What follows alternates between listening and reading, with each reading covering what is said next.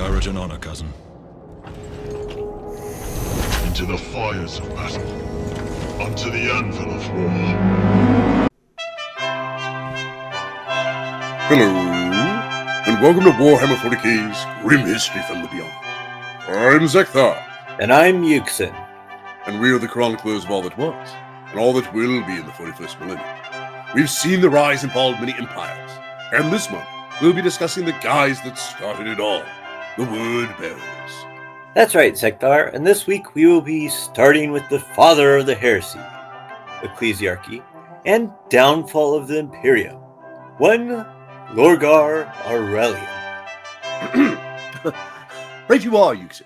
But before we get into this, don't forget, folks, that we'll be dropping the second part of our 3 parts on Bilko's Brigade live on May 19th, where our strange crew enters the Octarius sector. Quite right, Zekthar, and this time, hopefully, we can fix the audio. But getting back to Lorgar. Yes, indeed, Yuxin. Well, to know the rotting corpse of the Empire of Man, one truly knows Lorgar. He is responsible for just about every downfall of the Imperium, be it on purpose or accident. Some may say the Emperor had a hand in it as well. True, very true. But Lorgar truly started the downfall, all because he was looking for something greater. You see, after Lorgar was boot-kicked across the galaxy by the Chaos Gods, he landed on Colchis, and Colchis was a world of old gods. It was said that religion was in the air, in the touch of the sun and the taste of the dust. To its people, worship of higher powers was as much a part of them as the beating of their hearts and the crying of their children. Bound in feudal tradition, Colchis was once been a world of high technology, but those days lay forgotten in old night. Life was easy for some, hard for others, and all the people knew the same truths that their fathers had known and their mothers had taught. The disease came in cold generations, but that these times would pass, for nothing could remain unchanged. That war would come like rain and stain the land with blood, but there was always the promises of joy, even when all seemed lost. All men died, and kings fell, and new kings rose, but the gods remained. Now, when the infant Lorgar fell from the sky, his legion had yet to be born on Terra, and the faith of Colchis was held in the hands of the ruling priesthood called the Covenant. A nomadic tribe of desert outcasts called the Decline, led by the chieftain Fan Morgal, found the strange infant's shattered capsule and took him in. They named the child Lorgar, or the Rain Caller, in the Colchisian tongue. 17 local days later, Lorgar, already grown to the size of a young child, was discovered by Corferon, an exiled priest of the Covenant, and his caravan of exiles. Corferon had been exiled from the Colchisian capital of Veridash, the city of gray flowers, for advocating that the Covenant be more forceful and aggressive in its conversion tactics. The predominant religion on Colchis was that of the Covenant, later known as the Old Faith, or the Old Ways. It was a polytheistic religion dedicated to the worship of 4 entities that were in fact the Chaos Gods, in their more benevolent guises. Immediately sensing greatness in the boy and believing him blessed by the Colchisian gods, he called the Powers, Corferon convinced Lorgar to become his disciple and promptly killed Fan Morgal, and they declined to cover up the boy's true identity and origin. Now, one must wonder what would have happened had Corferon not clipped the string of fate. Perhaps Lorgar would have grown up differently, yet most unfortunately, he was reared by a very hateful Corferon. Quite right, Zekthar. Who knows, perhaps Fan Morgal was a gentleman with a good soul. Perhaps if he had been raised by Fan Morgal, instead he would have ended up more like Vulcan, a kind-hearted man with the compassion for humanity. Perhaps, but unfortunately, we will never know. Instead, Lorgar endured a cruel childhood, subject to Corferon's vicious emotional and physical abuses. Regardless of his adopted father's shortcomings, Lorgar came to fervently believe in the faith of the Covenant and researched every aspect of its theology that he could find. He came to believe that there was a single God he named the One, that led and bound together in his being the polytheistic pantheon of the Covenant, which comprised 4 lesser gods. Corferon dismissed such notions initially as heresy and often abused Lorgar in an attempt to shape the young Primarch's personality and create an emotional dependency upon him. At the same time, Corferon saw something special in Lorgar and attempted to manipulate him in order to use the boy's obvious extraordinary talents to take over the theocracy of the Covenant and rule over Colchis. Nevertheless, despite the abuse, Lorgar remained intensely loyal to Corferon and even saved his life during a mutiny by the caravan's crew after they were asked to beat Lorgar once more by his foster father for some minor transgression. Lorgar also grew close to others in Corferon's caravan of exiles, which included the mercenary captain Axata and the enslaved Covenant teacher Naero. Now, despite Corferon's abuse, Lorgar quickly surpassed his master. He became a devout preacher, his skill in oratory and the power of his superhuman charisma, winning many followers, allowing him to rise to the position of archpriest of the Godspawn, as the followers of Lorgar's branch of the Covenant and believers in the One called themselves. After saving Corferon's life in the mutiny, the priest ended his physical abuse of the Primarch and began to show him some affection. He named Lorgar the new Bearer of the Word. Lorgar's fame spread rapidly thereafter, and he began liberating slaves held across Colchis. He slowly amassed a great army of the Godsworn that marched on the Caucasian capital city of Varadesh. After a fiery sermon before the city gates, they opened to him. The lower priests of the Covenant within the capital presented the corpses of the ruling Covenant ecclesiarch and his assistant hierarchs as a gift to the city's new conqueror.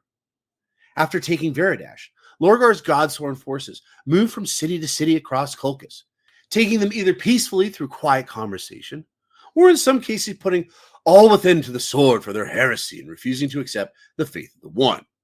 After several Terran years of fighting, the last city to stand against Lorgar's Godsworn army was Ga'Haverla, which was protected by an artifact dating back to the age of technology, known as a storm generator, which was capable of unleashing a raging storm front in its area of effect. In what appeared to be a divine miracle, Lorgar approached the raging maelstrom around the city and parted the storm, allowing his army to swarm through the gap and capture Ga'Haverla.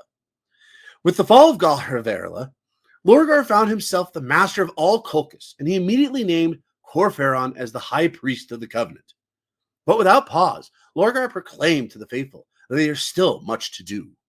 However, as Lorgar grew in standing amongst the people as their religious leader, the other members of the Covenant's ecclesiastic hierarchy began to grow jealous of his popularity.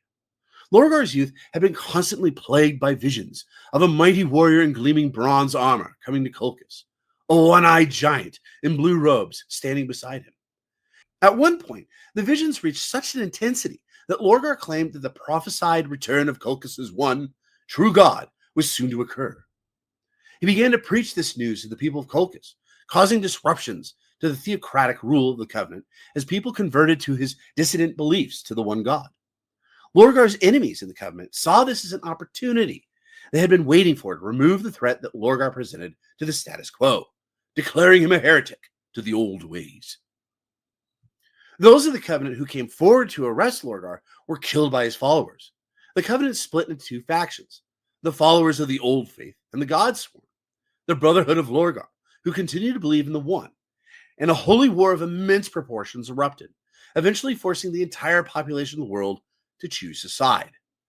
This conflict, called the Schism Wars, lasted 6 standard years, ending when Lorgar and his supporters stormed the temple of the Covenant known as the Cathedral of Illumination in the heart of the capital of Varadesh. They killed the monks within and eliminated the heart of the Covenant's conservative religious resistance to his ideas concerning the one God. Possibly as part of this conflict, or after it, 1/3 of the people of Colchis were said to have turned against Lorgar, and the first great purge was conducted by the Brotherhood's fanatical loyal warrior monks, who had been handpicked by Lorgar. Lorgar, now the ruling archpriest of the Reformed Covenant, promised the masses that their new god would arrive on Colchis no more than a local year after their victory, and that they would know him as the Emperor. Corferon confessed to his adopted son that he remained a believer in the other 4 gods of old faith, but that he also believed that Lorgar, that the one god was the most powerful of their number. Now, before you talk about the Emperor's arrival, which Lorgar had foreseen, what do you think of these visions? And more importantly, at this point, how is he different than the Ecclesiarchy or the Black Templar?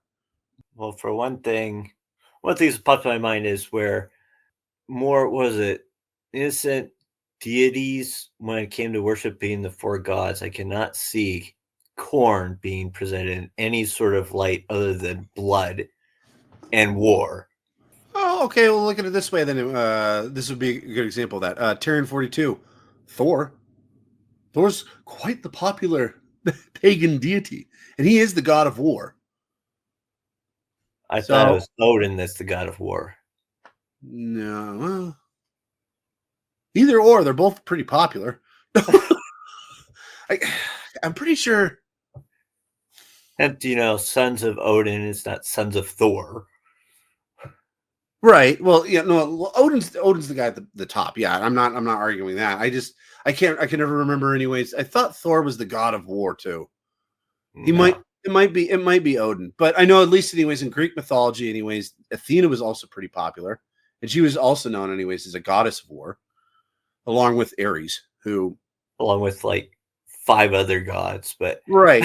War was very important back then. It's still kind of is on Terran 42, but no, I mean, like you said, anyways. I mean, yes, especially throughout the history of Terran 42, there's always been some, especially in the pantheonic mythologies, there's always been, anyways, a god of war, and depending on what the people of that region are like, it's either he's hated or he's loved. There's normally not really a middle ground. So, like for instance, like you were just saying, anyways. I mean, it very well could be Odin. I can't remember. It could actually be both of them too. But just the aspect, anyways, that their top god, anyways, is also the god of war, Odin. That would make sense because I mean, the Vikings. So, also, along the lines of the Greeks, anyways, you've got Ares and Athena. Both were pretty beloved. Greeks were pretty warlike people. So, yeah. And don't get me even started on the Romans. But I can see, anyways, yeah, like you said, anyways, I could definitely only see him blood and the skull for the skull thrones. Right. Thing. It's well, yeah, but like I said, anyways, I mean, it still doesn't mean, anyways, that he might have been hated or not. The one, anyways, that really, for me, anyways, would be much more difficult on that planet would probably be Nurgle. Well, he's the god of the life, cycle of life, basically. Yeah, that's probably how they would twist it, and then Zinch would be what the sands of change or something, very Zinch like, and then Slaanesh would be just what everybody wants to do, anyways. You like there's a couple of main ones in Greek mythology. Oh, that were a lot like Slaanesh. Well, they weren't nearly as malicious as Slaanesh. But like Dionysus, he was the god of the party, pretty much. He was the god of wine. Yeah. Aphrodite was the god of fertility. And Aphrodite is the one I was thinking. That's the one you were thinking of? Okay, yeah. Ironically, actually, a lot of the goddesses, anyways, kind of fell into, kind of makes sense, anyways, when you think of the pantheon. I mean, they fell into, a lot of like childbearing. The gods in the pantheon were very active. Sure, yeah. Technically, you could. Zeus definitely, anyways, was very, very active. I believe the term that has been kicked around many a times is man whore, but I can definitely see, anyways, these 4 gods being, not nearly as dark as we know them to be, as the ruinous powers. I can definitely see them being worshipped, though, anyways, in an oblivious concept. But okay, getting back more to Lorgar, though, you can definitely tell, anyways, how he kind of came to be who he was, right, through this. I would argue the point, anyways, other than maybe the Night Haunter, he probably has the worst upbringing that I can think of the Primarchs. Yeah. And I know, anyways, like, for instance, Hermes is like, what about the lion? He was stuck in the forest all by himself. He had to learn to hunt monsters. It's like, yeah. He wasn't constantly beat, though. and Lehman Russ, anyways, you could argue the same point, anyways. He was raised by himself, or the wolf raised him, The wolf mother did. But to me, anyways, the reason why I say Lorgar is because someone was literally actively fighting against him his entire childhood to continuously like manipulate his brain into what he became.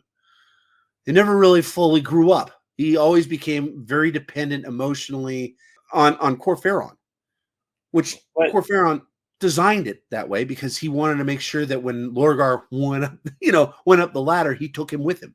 well, So one of the things I do find interesting, actually, a couple things. One is the fact that Corferon wasn't one of the people that turned against him originally because, he really was against the whole one god thing. yeah, I think that might have been anyways just on the simple aspect that he knew because at that point, anyways, I think he'd realized anyways that he had tied his leash and his chain tight enough to Lorgar. Wherever Lorgar went, he was following. Yeah. So So I it think sort of can go be ahead. somewhat a symbiote relationship at that Symbiotic point. well, at that point it's more of a parasitic relationship, but Yeah. but yeah, kind of. But it also kind of really portrays anyways what's going to come up here next anyways that you're going to talk about when the Emperor shows up. And how honestly, like I said anyways, Lorgar is kind of responsible for the decay anyways of the Imperium. Now that being said, what you said anyways, the Emperor really didn't help.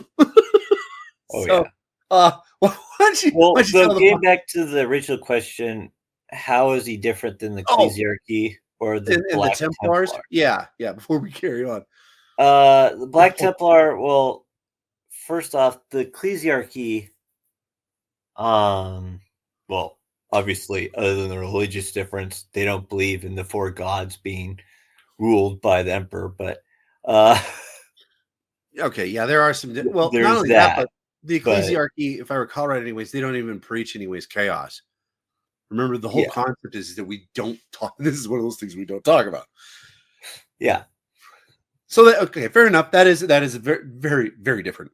And when it comes to the Black Templars, a difference would be the fact that first off, when he went to take over the world, he didn't go, "We're just going to kill all opposition until we're done." Fair enough.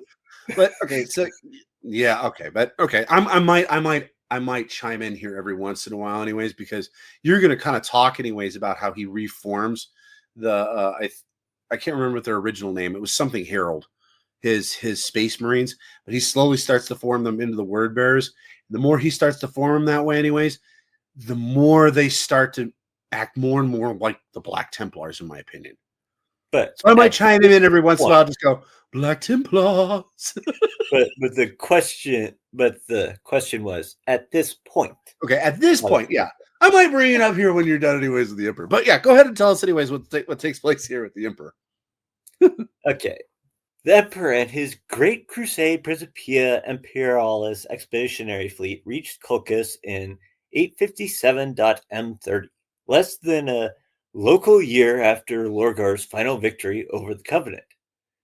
As the golden armored Emperor of mankind descended from his landing craft with the one-eyed Primarch Magnus the Red and 2 Legion tactical squads of Thousand Sons Astartes at his side, there could be no doubt in Lorgar's mind that he finally knelt before his god.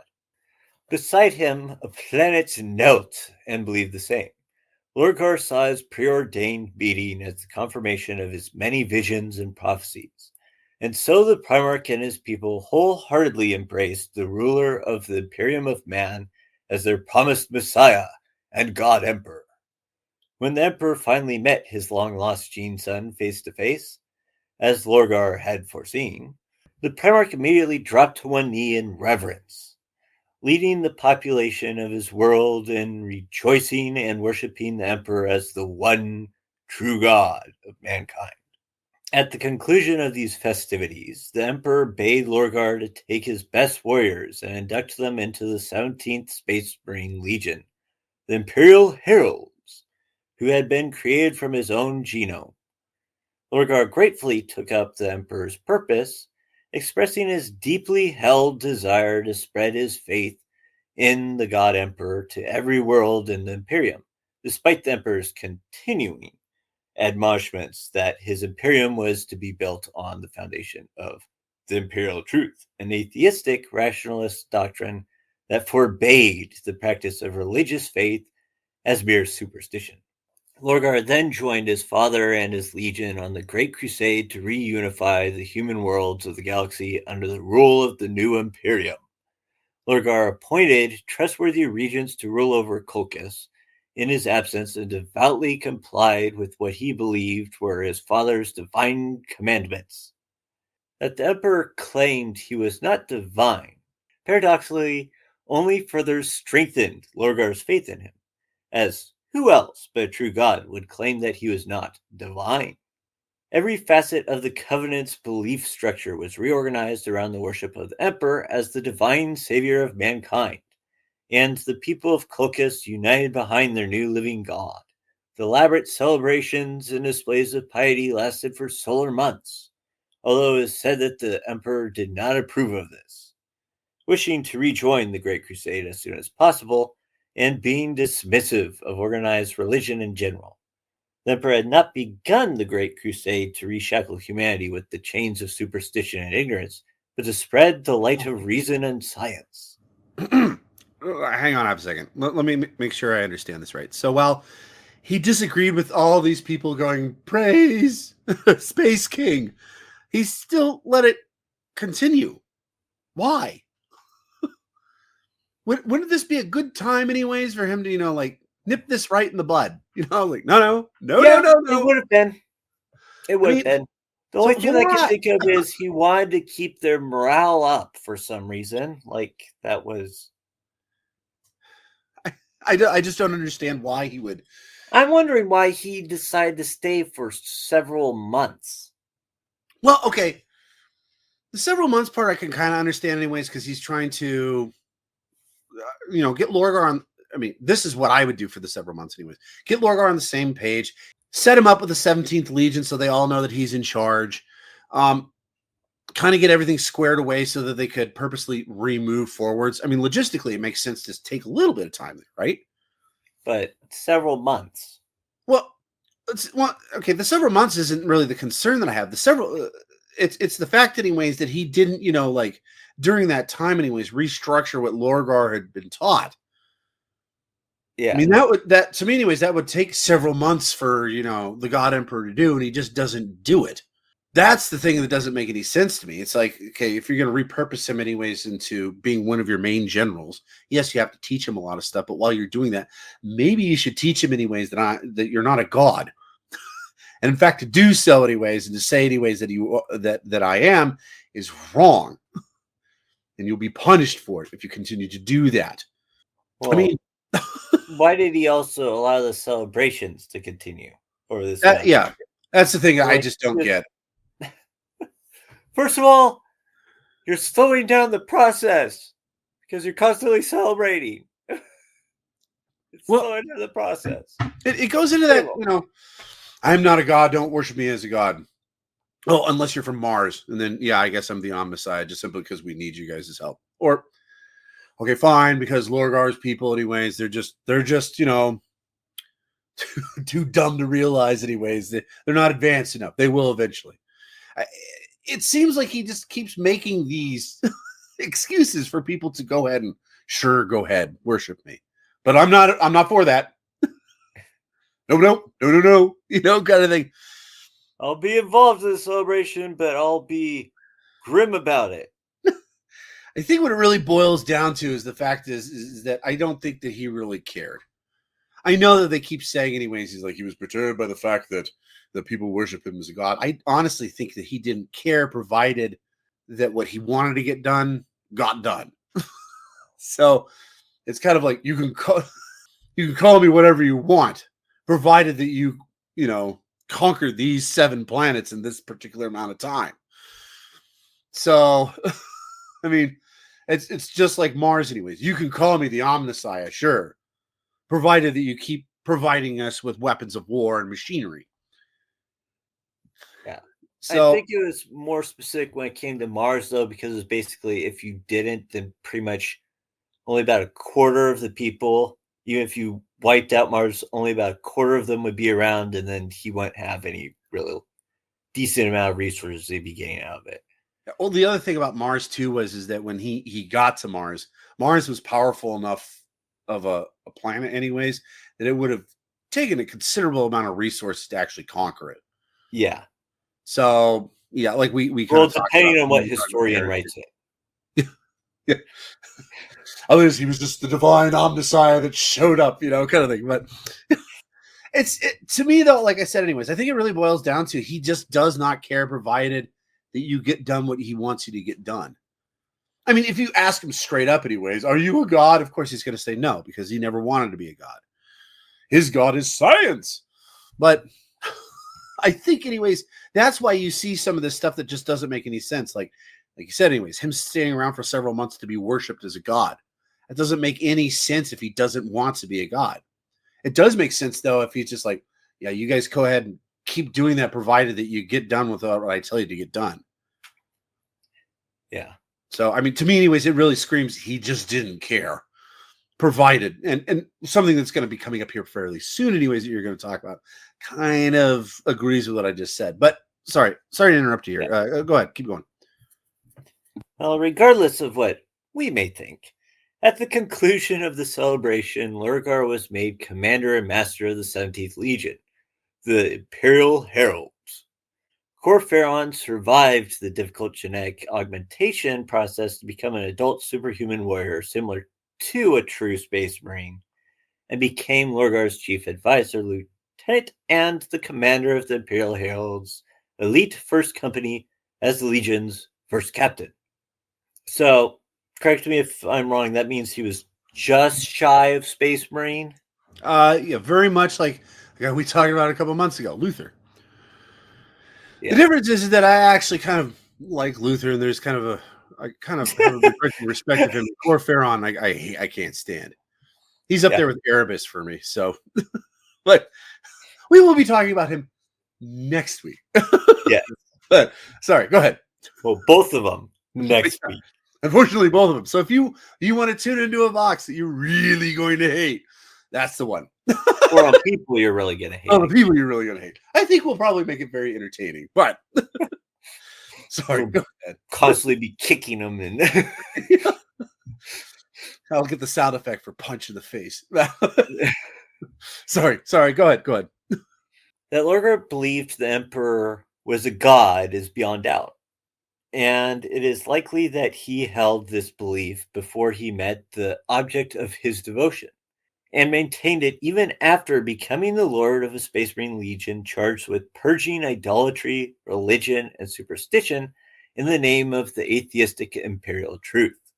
In those first years of the Great Crusade, Lorgar hid his true conviction, knowing of his father's disapproval of his belief, never stating it openly, but also never disavowing.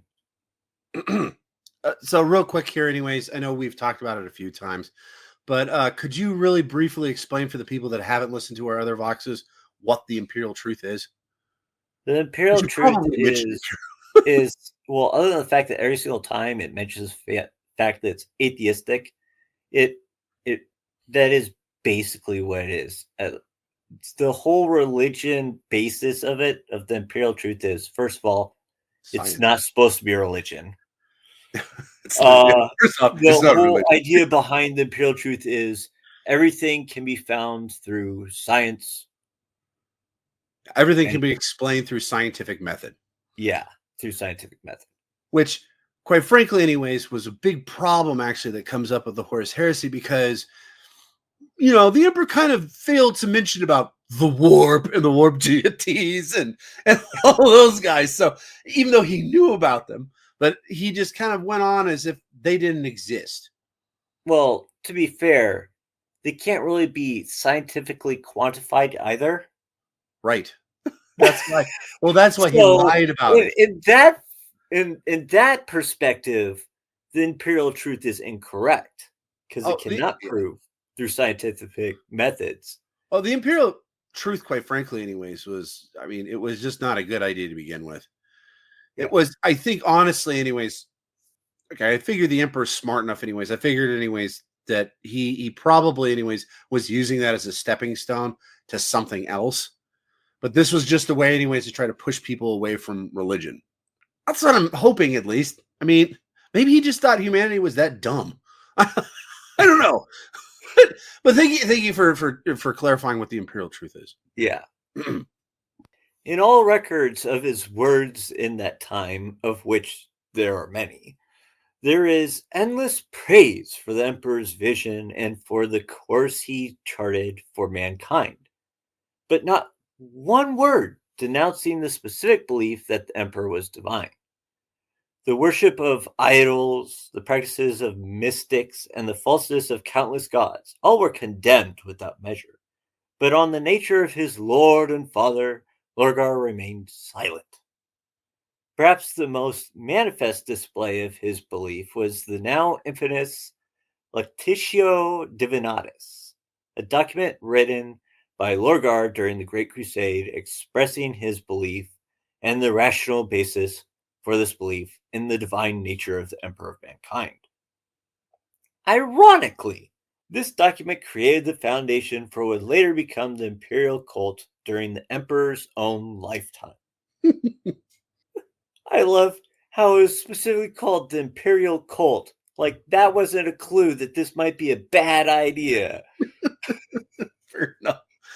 So the guy, anyways, that is single-handedly probably known for destroying the Imperial Man, also created the Ecclesiarchy. That's another thing that should have been Which a red flag. started as being called the imperial cult. The new religion would eventually emerge during the 32nd millennium on the myriad worlds of the Imperium, following the Emperor's internment in the Golden Throne to become his Imperium state church. It seems likely that Lorgar shared his belief with others, discussing and nursing their faith in the Emperor alongside his own. It might be easy, given later events, to say that figures such as the Legion's first chaplain, Erebus, and Corferon were his chief confidants. And perhaps they were. Others, though, seem equally likely to have played their part. Halik Gar, High Herald of the 17th Legion and its commander before Lorgar's return, seems to have been converted by his gene-sire, and with him such devoted former iconoclasts as Medro, Vasar, and Ustun Cho. Through these and others, Lorgar began to change his legion's soul. Lorgar's return to the 17th Legion did not change the legion's nature on the surface. The manner in which they waged war was the same, but underneath the surface, the return of their gene-father changed the Imperial Heralds in far more profound ways. The old ways of devoted service were no longer enough. Devotion to an ideal was not enough. Victory was not enough.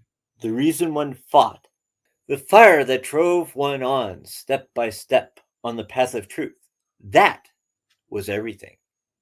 Black Templars. Oh, sorry, dusty here.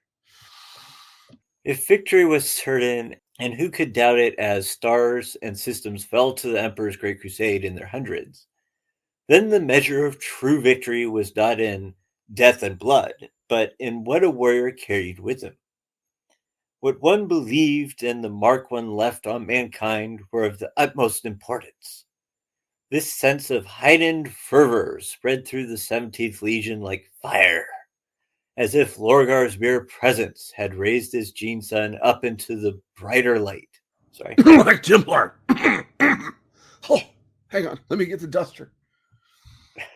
One of the tangible changes that came with the return of Primarch Lorgar was an increase in the importance of ceremony amongst the warriors of the 17th. The black-clad and skull-helmed heralds of the old legion were given new authority to ensure the moral strength and their brother legionnaires. These new legion officers, called chaplains, would be the core of the 17th Legion's strength, showing the way of truth through word and deed, not just the conquered, but those who held the sword. Houston? Yes? Black Templars. chaplains in general.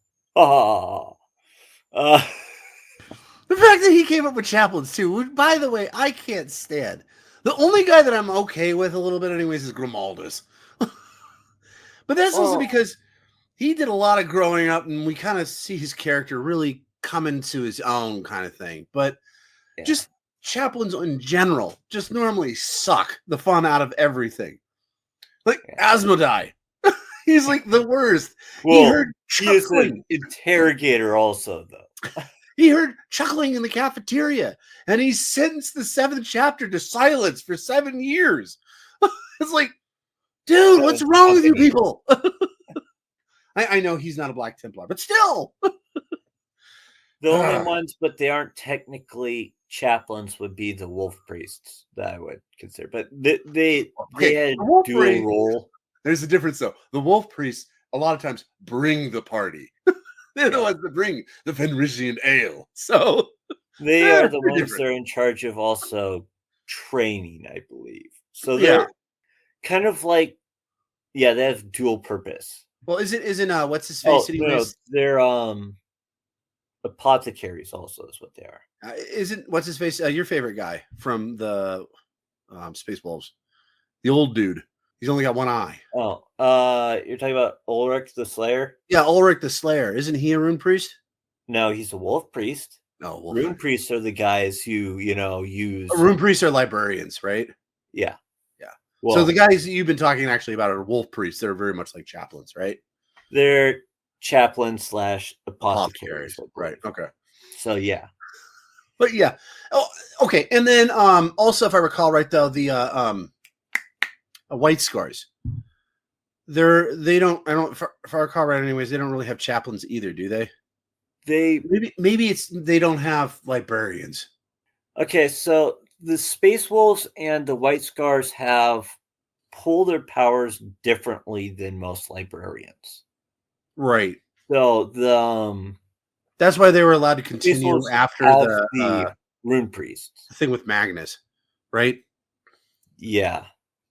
So the rune priests is the Space Wolves. I believe the White Scars, they're called a seer of some sort, right? Storm Heralds or something like that. Storm Heralds. Yeah. I got you. Something like that. So, but yeah, just the concept. Because they're shamanistic. Right. Is basically the difference. They're shamanistic. But we're kind of getting far afield here. The fact, anyways, that Lorgar, not only did he start the Ecclesiarchy and the Horus Heresy, he also came up with the worst guys possible, the chaplains. Which are almost like the Space Marines version of a commissar. Yeah. Not quite that bad, but still. It's just the fact, anyways, that they still kept all this stuff in the Imperium. It's just, it baffles me. But, okay, I'm done saying Black Templars. We will get to that here when you're done here. But, sorry, go ahead. We will talk about it. Yeah. Let's see. Where was I? Ah, yes. When a city burned or a people were put to death, the deed was done with the solemnness of a rite. The death notice of enemies were spoken in ritual phrases by a chaplain, as he scattered the ashes of dead and defiant worlds over the bowed heads of warriors. New words and phrases began to enter the vocabulary of the 17th Legion, words which tasted of the dust and incense of Colchis, apostle, a thane, and creed. And Black Templar. It's my last one. Some even began to refer to the dangerous and deviant modes of thought from the Imperial truth within the 17th Legion by a name which itself came from the shadows of lost religious creeds. Heresy. Lorgar led his legion throughout the Great Crusade as the Imperial heralds sought to eliminate all blasphemy and heresy within the new Imperium of Man. Ancient texts and icons of other faiths were burned. The construction of vast monuments and cathedrals venerating the Emperor was supervised. The greatest chaplains of the Imperial heralds produced enormous works on the divinity and righteousness of the Emperor and gave grand speeches and sermons to the masses. Because of this, the progress of the Imperial heralds was slow in bringing new worlds into imperial compliance but domination of the defeated was complete. The change of the 17th Legion's soul took solar decades to complete. A large legion, even before it was reunited with its Primarch, Lorgar was not fool enough to attempt such a project in one stage. The Golden Primarch had a genius for speaking to men's hearts, and his campaigns to win those hearts were as subtle and thorough as those fought by the likes of Fulgrim of the Emperor's Children and Rabute Gilman of the Ultramarines on the battlefield. Bit by bit, the faith in the Emperor's divinity was spread from brother to brother. The echo of this grand yet slow conversion can be seen in the steps by which Lorgar would later corrupt half of the other legions and pull the Imperium into the darkness from which he had once sought to raise it.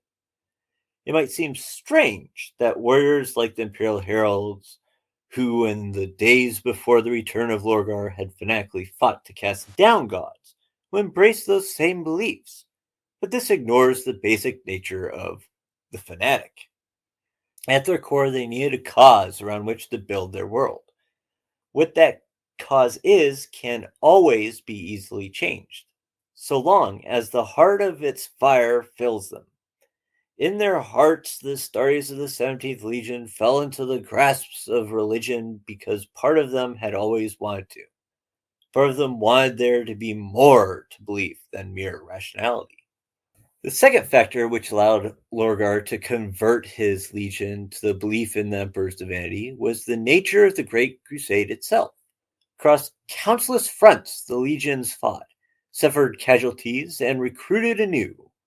As this attrition mixed the old with the new, so the blood of mostly Terran-born iconoclast Imperial heralds was diluted with that of Colchis, and then with dozens of worlds on the bloody edge of conquest.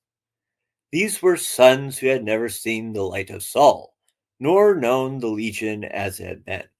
They accepted what was taught to them because it was the only truth offered. In the case of those recruited into the Legion from Colchis, the belief in the divine was already ingrained into their every thought from birth. When all was done, when the final Imperial Herald had embraced the faith and belief in the Emperor's divinity, when the last of the old iconoclasts had died, then Lorgar added the final flourish of ritual to seal his victory. The Imperial Heralds would become known instead as the Word Bearers. To the rest of the Imperium, still ignorant of the change wrought in the 17th Legion, the name reflected their part in bringing the Imperial truth to all humanity. To Lorgar, it was an affirmation of his purpose, to give humanity faith in the god at its pinnacle. Lorgar was an unusual Primarch because he was less martial in nature than his brothers, and possessed an abiding faith that religion represented the pinnacle of human expression, and a deeply held belief that the Emperor was actually a divine being made manifest in the mortal realm. As a result, Lorgar was determined to spread his own faith in the Emperor to every world that his legion encountered in the course of the Great Crusade, a policy that would be in direct contradiction to the principles of the imperial truth. Yet Lorgar also was never respected by his brother Primarchs, largely because he was never comfortable with his own gifts and less prone to violence than they.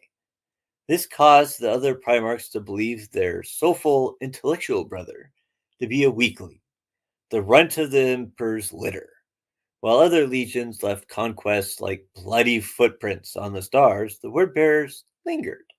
Faith in secrecy might be sincere, but ultimately it cannot satisfy a driven soul. With the Great Crusade reaching its zenith, Lorgar was faced with worlds brought to compliance by his legion, broken worlds, worlds that had lived under the yoke of aliens, witches, and belief in false gods, worlds that had nothing, the cold comfort of being united with a universe that seemed to hold nothing greater than the truth they sought, blowing on ash-laden winds. How could he know the truth and deny it to these worlds? At least that seems likely path that led him to make his crusade not one of rationality, but of faith. As worlds and star systems fell to the newly christened word bearers, they were brought to believe in the Emperor as a god. Amidst the devastation, they raised temples. Chaplains and moral vassal preachers would go amongst the conquered to speak of the god who now reigned over them, producing enormous devotional works on the divinity and righteousness of the emperor. And Lorgar himself delivered countless speeches and sermons, converting millions to the worship of the emperor with his words alone. The foundations of new cities were sunk in the embers of the old. Vast monuments and cathedrals dedicated to the worship of the emperor were erected upon the mounds of corpses belonging to those who had resisted conversion. The worlds they refounded grew and prospered, their people utterly loyal to the Imperium and the Emperor. They were compliant, but they were alone in an unholy land. Though they did not see it, their piety was doomed from the moment the word bearers brought them to it. The rumors came first. Whispers passed between Imperial forces who had fought alongside the word bearers. Talk began to circulate of the ritualistic practices of the 17th Legion, of the fervor of their zeal and devotion to the Great Crusade. Some even went so far as to wonder if the iconoclasts of old had not succumbed to the superstitious practices they had once persecuted. The rumors multiplied, but if they reached the highest circles of the Imperium, they triggered no action. The Great Crusade was a war of expansion spread across the galaxy. Numberless fleets and hundreds of thousands of armies came into operation, separated by vast distances and joined only by the tenuous links of warp travel and astro-telepathy. The sheer scale and zeal of such an endeavor made absolute knowledge a rare commodity. The Emperor and the Imperium's ruling war council did not have the time or means to do anything but trust that those who led the crusade acted as the Emperor would wish. Rumor, hearsay, and unkind suspicion were not enough to call the motivations of one of the legions into question. At the last, it was not talk of belief that brought the word bearers' wrongs to light, but the arithmetic of conquest. Conquering worlds took time and resources, but rebuilding them and bringing them to believe in the Emperor as a god took far longer again. Over the standard years of the Crusade, the word-bearers' rate of conquest had slowed to a crawl. Where the other legions brought dozens of worlds to imperial compliance, the word-bearers would claim a handful by comparison. The disparity eventually became too much to be ignored. The military bureaucracy that had grown up around the War Council sent expeditions to a cluster of worlds conquered by the word-bearers. Was there some factor that had caused the word-bearers greater difficulties than other legions? The emissaries and expeditions found their answer.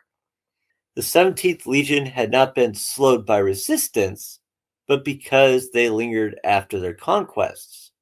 The rebuilding of a planet's faith and social structure took time, as did the rebuilding of cities and the raising of temples from which the faith could be maintained. And the faith gifted the worlds they conquered was the belief that the Emperor was a god, the one true god of all mankind. During this period, the absolute loyalty of Lorgar and the Word-Bearers Legion to the Emperor and his Imperium was unquestionable. Their compliant worlds regularly delivered tithes in the Emperor's name, and the orders of Terra were accepted without question throughout the worlds liberated by the Word-Bearers. Lorgar and his legion had successfully prosecuted the Emperor's Great Crusade for almost a standard century, and in that time the Emperor had never once admonished his zealous son or the Word-Bearers Legion of their fervent worship of him, even though such doctrine directly clashed with the Emperor's policy of spreading the imperial truth. But the Emperor, for all his love of his son, was deeply disturbed. He had initially tolerated the beliefs of his deeply religious son. Why? Why did he tolerate it? I seriously do not know. I'm sorry to interrupt you, but seriously, I'm just sitting here just getting more and more bent about this. Well, it's all Lorgar's fault. It's like, well, Dude, if you never correct him, or if you're just correcting him on the concept of just like, well, I don't think of myself as a god. I mean, and that's it. I mean, what do you think was going to happen? Yeah. Use your brain. I mean, this supposedly all-powerful, all-knowing guy. Nope. But remember, he's not a god. It's just, I don't understand anyways what he's thinking here. It's just so stupid. It's just, and you know what? Here's the thing: is I say that, but at the same time, anyways, we have studied the emperor. We've even talked to the emperor. Stupid is not one of the things, anyways, I would describe the emperor as. Right? You wouldn't either, right? If you think about it, it's more of how he treated his sons that was stupid. And that I think might have been, but I wouldn't call that stupid though. I mean, maybe arrogance. I mean, stupid to me, anyways, is the lack of intelligence to actually deal with something. That's stupid. I don't think that the emperor, anyways, has the lack of intelligence to do any of this stuff. I think it was just the concept that he just didn't want to. He didn't have the time for it. He didn't, it was the concept of almost like, anyways, instead of just not having the people skills or not wanting to deal with the people skills that are required, anyways, of moving people around. I mean, it's so much, and I understand this completely, anyways, for a commander's aspect, anyways. It's so much easier, anyways, to think of people as ones and zeros, right? If you're looking at stuff statistically, and yeah, that works anyways on a grand scale, but when you're talking about like 20 people, yeah, you're gonna have to kind of try to make relationships, get things especially to work. if these are the people that are going to be running huge forces for you, right? So I mean, yeah, and when you find them, they aren't even full adults yet. Their brain hasn't fully become to adulthood, technically. I mean, what kind of reminds me, anyways, is World War II on Terran 42. Eisenhower. Now, some people liked Eisenhower, some people didn't. But the thing that everybody can kind of understand is that he was in charge of the European front, and he had to deal with a whole bunch of different generals from different armies, and his inner circle, though, was fairly close. Well, at least with him. They may have hated each other. I mean, there's a lot of, like, for instance, Patton and what's his name? The British guy. The British general. For the life of me, I can't remember his name right now. They hate each other. I'm sure, anyways, when we do the premiere, anyways, someone's going to scream in the chat, "It's this guy!" But I can't for the life of me remember his name. Monty, yes. Montgomery and Patton hated each other.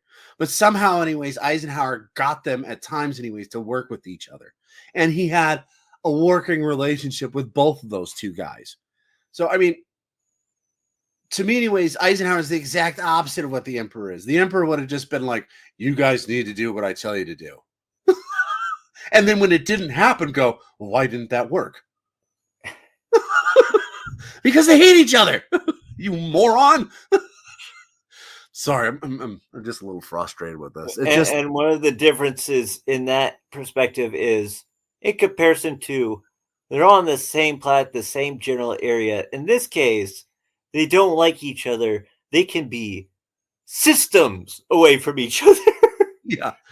Well, I mean, I understand there's been multiple times that we've talked about it. And like I said, we've talked to the emperor.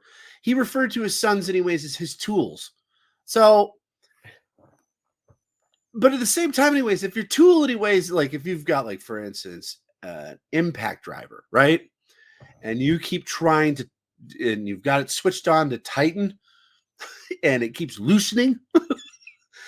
You need to correct that tool before you keep using it. Not, well, we'll just keep it off and just crank it. I mean, that doesn't make any sense. Sort of like if you're thinking you're trying to hammer something in, but you're really removing it with the back end of it. Fix that. It doesn't make any sense. You're going to fix the tool so that you can use it properly. He never did that. Now, mind you, anyways, maybe we are giving Lorgar more of a benefit of a doubt, and we're looking back on this 2020, right? So Right. maybe Lorgar just did a much better job than we're thinking of, anyways, keeping his faith in his father as a god on the down low. He might have just been a whole lot better at that than we are really giving him credit for. In which case, yeah, the Emperor gets blindsided by it. But to me, anyways, Well, the the problem with proof is in that the pudding. idea, though, is You the know? fact that he was there when they had the months of Yeah, celebration I was beforehand. gonna say, it's like, well, kind of started that way. Maybe he should have done something then and didn't. So it's just, yeah. And it would be very stupid if you thought, the person will just grow out of it. But okay, at this point, though, in history, that what you're talking about, anyways, the Emperor has figured out, anyways, and what is really, and like I said before, anyways, is that I think the Emperor didn't care as much, anyways, as a lot of people write about people worshiping him as a god, provided they were getting done with what they were supposed to be getting done. Right. Problem here is, anyways, is that Lorgar is slowing down so much that he's not getting done what he's supposed to be getting done. Now that's a problem. That is something that will get the Emperor's attention. Yeah. Then when he finds out why, anyways, now, anyways, it becomes, anyways, much more. Now he has to react to it, as opposed to, anyways, the beginning, anyways, where everybody was worshiping him and was like, well, whatever, as long as we get what we need to get done here in the next couple months. Right. So I think at this point, anyways, now it's become punitive, right? Yeah. Now So now you're gonna talk about it anyways. Table. And stop it. So I'm gonna take my tongue, throw it over my shoulder, and wait till you're done with this because it just drives me nuts. But go ahead. Okay. Anyway, yet as the Great Crusade reached its height, the Emperor found himself increasingly frustrated with the slow pace with which Lorgar conquered and then brought worlds into compliance for the Imperium. The Emperor finally ordered the word bearers to cease their religious activities, as their mission was to reunify the human settled galaxy under the banner of the secular imperial truth, not preach the word of the Emperor's personal divinity. The Emperor had long opposed the spread of organized religion and was determined to use the creation of the new Imperium of Man to enshrine reason and science, not religion, as the true guiding light of new interstellar human civilization. The Emperor was particularly troubled by any notion that he should be worshipped as a god, and the actions of the Word Bearers Legion in slaughtering those who refused to accept the Emperor's divinity stank of the religious excess that had so often poisoned human history. Once the truth was revealed, it was only a matter of time before the Emperor would be moved to censure the word bearers. The links of cause and effect are poorly recorded, but it seems that the Emperor waited for some time after the initial reports reached his court. That he sent missions to assess many more worlds conquered by the word bearers is known. We can only speculate as to why. Perhaps he did not want to believe it, or his son. Perhaps he wanted to be sure. Perhaps he was simply gathering information before acting. Some sources indicate that the Emperor confronted Lorgar during this time, that he even told him that if he persisted, he would have to suffer the consequences. Imperial scholars cannot know now if this is true. Too much has been forgotten, and too much more must never be remembered. In other words, inquisitorial seal. In other words, Yeah. What is known, at least, is that the Emperor finally acted. The Emperor rose from his endeavors and called another of his sons to his side. Rabute Kiliman, the Primarch of the 13th Legion, had a reputation for careful leadership and unbending honesty. No one else witnessed what passed between the two, and Kiliman refused to speak of it. But it can be speculated why the Emperor chose the Ultramarines Legion to be his tool of censure. It seemed clear that the Emperor did not wish Lorgar or his sons broken, merely set back on the correct path. The Ultramarines Legion were a legion with an exemplary record of victories and compliant worlds. Ultramar was even then a growing realm of hundreds of obedient and prosperous star systems. Across the galaxy, the Ultramarines had pushed back the boundaries of the Imperium with energy and a mind for what should follow in the wake of war. They were the word bearers, mirror and shadow, alike in so many ways and different in so many others. A living example of what word bearers could be. Perhaps that was the message carried by the choice of the Ultramarines, that there was hope for glory beyond the shame that must come. Whatever the subtleties of the message of censure, it would, however, be delivered in a manner that would leave no doubt to its meaning. The Emperor ordered a task force composed of the entire Ultramarines Legion and accompanied by a force of his elite personal guard, the Legio Custodes, and the Imperial Regent, Malcador the Sigillite, to raise the capital city of the planet Kur, a world dear to the word bearers, whom considered its capital Monarchia, the perfect city because of the intense religious devotion of its citizens and the sheer number of cathedrals and monuments dedicated to the worship of the Emperor as the god of humanity. Following the city's destruction by the Ultramarines, the entire Word Bearers Legion, 100,000 Space Marines strong, were ordered to assemble on the planet's surface within sight of the smoldering ruins of Monarchia, where its Astartes were humiliated and rebuked by the Emperor himself, who psychically forced everyone, including Lorgar, to kneel before him in the ashes of a city which stood for all they had believed and done, and explained to them that they had failed both him and humanity. He was no god, and would suffer no such belief in his realm. The Emperor departed, leaving a Primarch chastised and a Legion humbled. Lorgar was stunned by his father's reproach and refusal to accept his worship, and fell into deep melancholy. Some say that future generations would see all that would come to pass was born in that moment of despair. This is so dumb. What the whole, I'm not a god, but I have godlike powers, and I shall use them to make you all kneel before me. Yeah, just the way that he did this. I understand, anyways, that at this point, like I said before, who knows why? And you even said, anyways, who knows why? Maybe he didn't know that Lorgar was praising him as a god, which seems a little weird. But maybe, who knows? Kind of thing. Maybe there's a lot of maybes here, but at this point, anyways, we know that he figured it out and he had to react to it. And the way he reacts to it is in the dumbest way I think I've.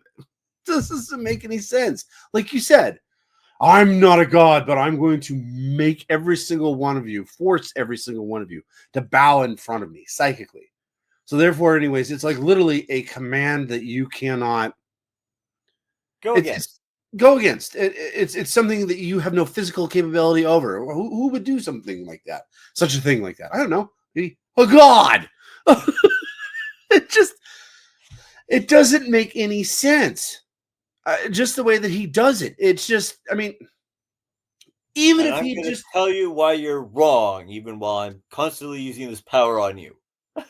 Well, that's the thing. Even if he had like forced them anyways by saying, now kneel before your emperor, and then didn't cyclically make them do it, but everybody racks their bolters in front of them to make sure that they do it, that would have made more sense. That doesn't seem very godly. That seems very emperorish.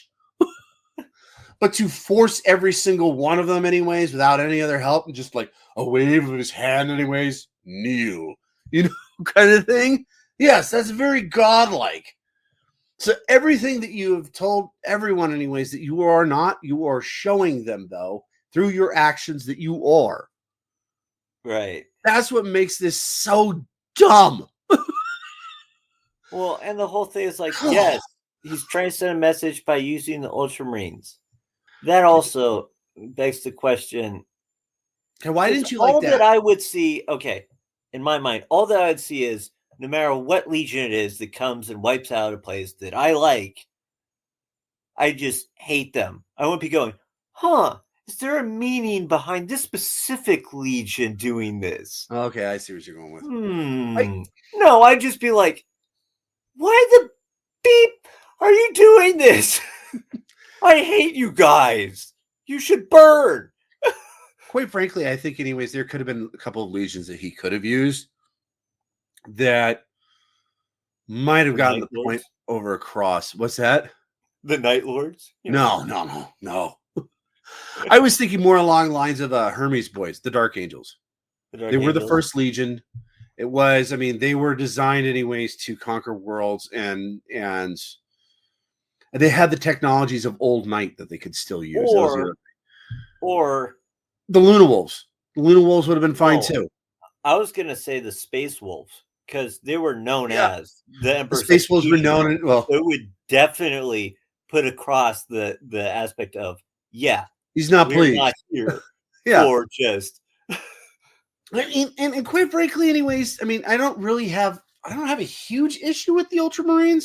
It's just the whole concept of just like there's a hidden meaning behind it. To me, is just if that's the that's part why that he is used just- them, I don't think that was a good idea. But You- like I said, that's now that I said it, I think actually probably one of the best legions to do it with would be the Space Wolves because they were the Emperor's executioners. Right. So that would definitely send a meaning being no, you need to stop Right. now. I mean, Or the yeah. next step would probably be you. And by the way, are we just going to gloss over the fact, anyways, that they destroyed this whole city? Did they go to all the millions of people that live in the city? You need to evacuate before we blow it up. I don't No. think they did. I think they just killed everybody. So it's just like, it's also kind of another dickish move by the Emperor. It's like they didn't do anything wrong. And, We're and going to kill them. face Prove a it, point. even if they said you need to leave, So, everyone go, yes, we're gonna follow the Ultramarines. but yeah, I think, quite frankly, anyways, let me put it this way: I think that there were better legions that he could have used to do this. Yeah. I mean, the Ultramarines, if it was just the concept that he's just like, I need the closest legion, anyways, to help me out here, and the Ultramarines were the closest because he's like, I need to take care of this now. That would make sense to me. It's like, okay, fair enough. It's like you need the closest guy here, but if you're trying to like have a secondary proving point, anyways, no, I would have used, like you said, anyways, either Space Wolves or, like I said, the Dark Angels. Dark Angels would also has been a very clear message of just stop. Yeah. Or we will send the lion back to take care of you. I mean, it would have been very much more of a threat and a concept of like, dude, you have really, really screwed up. Yeah. So, I mean, those are the kind of guys, anyways, that I would have done this with. I mean, well, especially because you would have been using, anyways, the thought process of a blunt, like hammer. It's not like using a little pick, and we're not lock picking Lorgar's mind. At this point, anyways, you need to send a clear message, and you need to do They it. would want Alferis and Omega to try to twist his mind. Yeah, maybe next time, anyways, for future reference, just send those two, anyways. By the time they're done talking with Lorgar, he'll be praising his toes, because his brain will be so scrambled. But I mean, to me, anyways, he needed to send a clear message that you screwed up. You know what? Even the raising of the city, anyways, I understand that, and I mean, it sucks the people who live there, no, the people that died. But I mean, that does send a clear message. But immediately after that, anyways, the people that you used, anyways, I think the Emperor did wrong. And on top of that, anyways, how he went about, anyways, the end part of psychically making them all bend the knee, acting like a god, a wrathful god in that particular moment, anyways, was just dumb. It was okay. Yeah. Very short-sighted. I know. I keep saying, anyways, the Emperor is dumb. I don't think he's dumb. I think that this was. I don't even know what he was thinking here, though. This is one of the few times. There's two times that I really think of, anyways, that I'm just sitting there scratching my head going, why? This doesn't make any logical sense. This is one of them. And then, okay, there's three times. This is one of them. The second time, anyways, is when he goes and picks up Angron. That whole scenario doesn't make any sense to me. He vaporizes the world. No. He doesn't vaporize the world. He just takes Angron, and then all of Angron's buddies that he's been fighting with for his entire life, he shows Angron that they all get slaughtered. He's like, well, they didn't really mean much anyways. Yeah. Angron turns around, looks at him, and goes, they mattered to me. You self-righteous prick. You know? There's that one. There's that, and then the third one is right after the conquest of the Toodaloo. The Toodaloo that we've talked about many times. Just I'm leaving you in charge because I trust you. Well, what are you going to go do, Dad? Well, I can't tell you. Why not? I don't trust you. Yeah. You know, it's just like, wait, what? I mean, so there's those three. There's these three things, anyways, that take place, and maybe who knows? Maybe this is just the Emperor made mistakes here. Fair enough. He's human. It makes him human. You know, kind of thing. He's not a god, but it's still just frustrating because it's just like they're not like little mistakes. Little things. These are like true dunderheaded. Yeah. Which way did he go, George? Which way did he go? You know, kind of concept, which doesn't make a lick of sense for who he is. Right. There's this person from Terran 42 who does a comic strip called Dilbert. And he wrote a book, and one of the things that I love about his book is he can be the most intelligent person in the world, but everybody is stupid sometimes. Right. Everybody's stupid sometimes. It's very true. That is very true. Well, unfortunately, that's all the time we have for today. Now, join us next time as we continue on, anyways, on Lorgar's Crusade. At this point, anyways, he's kind of been crushed. So he's going to go on a crusade. And that's what we will talk about next time. You mean? We'll talk about that next time. Fantastic. But if you enjoyed our little show, could you please be so kind as to push that subscribe, like, or follow button? If you wish to help us expand on our work on 40k lore, by all means, support us by joining our membership program on our YouTube channel, Tales of Ashraka. Yes. And most importantly, have a great day. But until next time, this is Ekthar and Yuxin signing off.